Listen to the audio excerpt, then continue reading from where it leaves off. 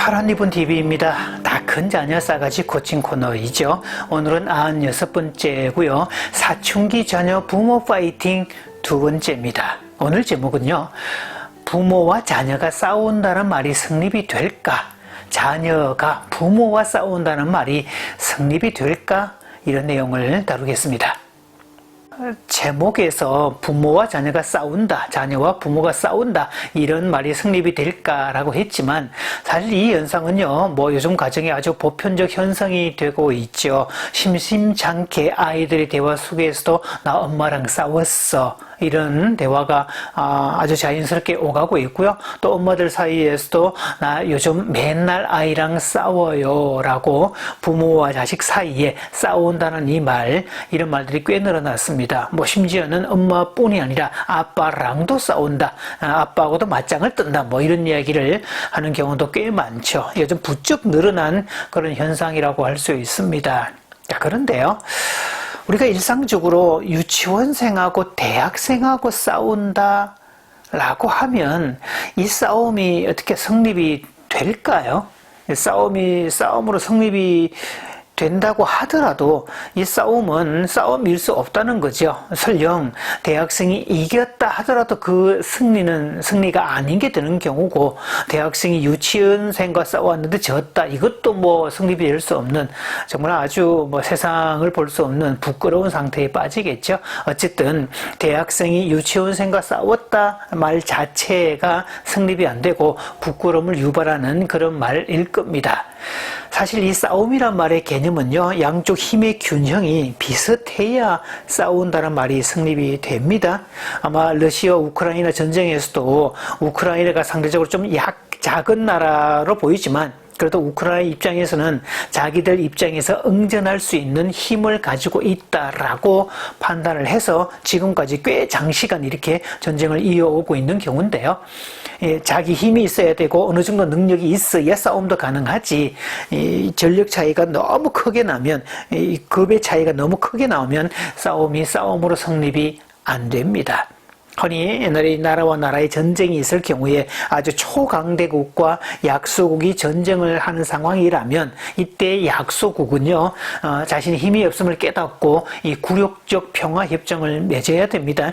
힘이 없기 때문에 이쪽에서 요구하는 그 협정의 내용이 진짜 분노를 유발하고 억울하고 하여튼 아주 참혹한 그런 상황일지라도 이 약소국 쪽에서는 살아남기 위해서 굴욕적 평화협정을 맺을 수밖에 없습니다.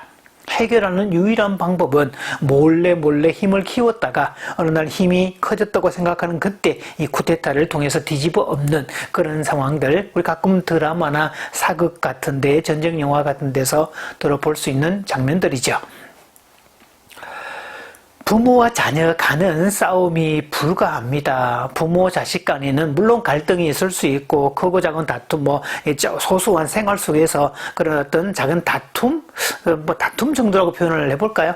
다툼 정도는 있을 수 있지만 싸운다는 말 자체는 성립이 안 됩니다. 이것은 명백한 거역이고 패역입니다. 패역이고 거역이죠. 즉 싸운다는 말 자체가 성립이 안 됩니다. 그럼에도 불구하고 왜 싸운다는 말이 일상어가 됐을까? 그 이유는 요즘 자녀들은 부모하고 자기의 지위가 동등하다고 생각하는, 이거를 제가 형평강박이라고 말씀을 드렸습니다.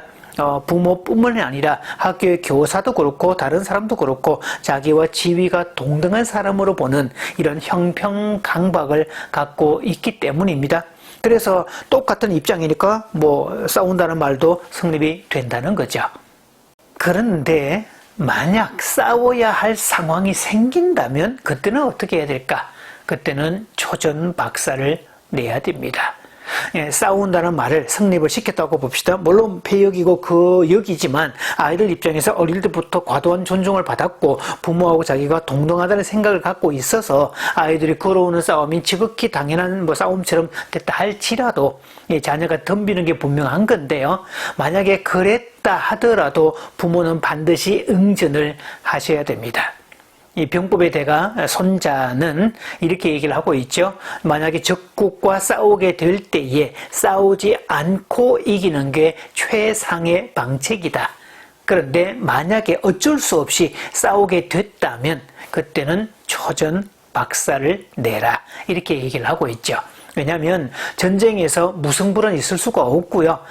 승자만이 모든 것을 독식하기 때문이죠. 패자는 말 그대로 죽음이나 아니면 굴욕적 평화협정을 맺을 수밖에 없는, 그러니까 전쟁에서 진다는 것은 진다는 개념과 차이가 아주 많이 납니다.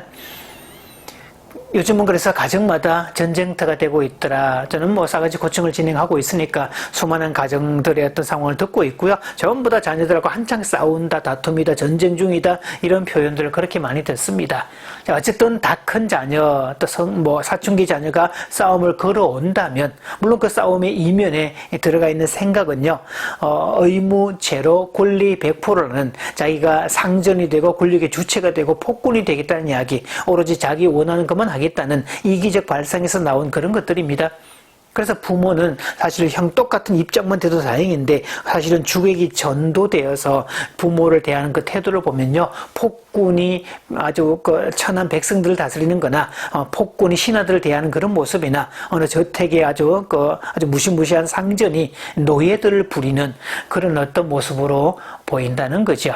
그래서 이 자녀와의 싸움이 성립됐다 할지라도, 자녀와 싸움이 생겼을지라도 이 싸움에서 승리하지 못하면 이 부모는 평생 자녀의 뒷바라지를 해줘야 되고 평생 자녀의 노예로 살 수밖에 없다는 것을 아셔야 합니다. 최근에 한국 사회에 문제가 되고 있는 거, 성인 된 자녀, 세상에 나가지도 않고 돈도 안 벌고 알바도 안 하고 대학도 안 하고 아무것도 안 하고 그러면서 계속 부모를 등쳐먹는, 부모의 등골을 빼먹는, 그래서 부모의 노후 자금까지도 빼먹는 이런 현상들이 많이 생기는데요. 사실 이것은 부모 아이 때 싸움 상황일 때 부모가 패배해서 맺은 굴욕적 평화 협정 때문입니다.